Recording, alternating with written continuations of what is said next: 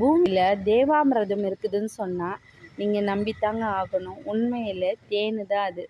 பாக்டீரியாவே தாக்க முடியாத ஒரு உணவு, எத்தனை வருடங்களானாலும் கெட்டு போகாத ஒரு உணவு எதுனா தேன் தான். அது ஒரு அருமருந்து சொன்னால் நீங்கள் ஒத்துக்கிட்டு தான் ஆகணும்.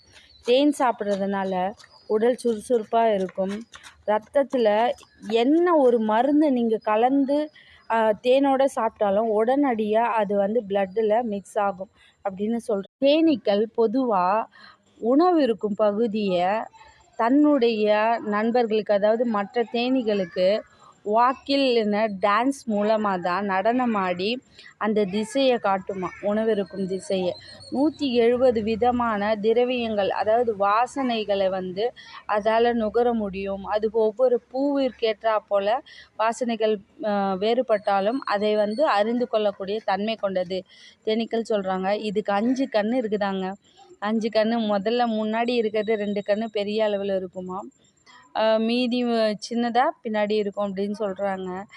இவைகள் ஒரு 25 கிலோமீட்டர் வேகத்தில் பறக்கக்கூடியது அப்படின்னு சொல்கிறாங்க.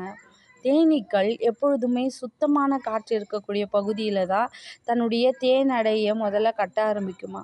அதனுடைய வேலைகளை எப்பொழுதுமே ரொம்ப பொறுப்பாக சுறுசுறுப்பாக செய்யுமா. தேனீக்கள் சிறந்தது.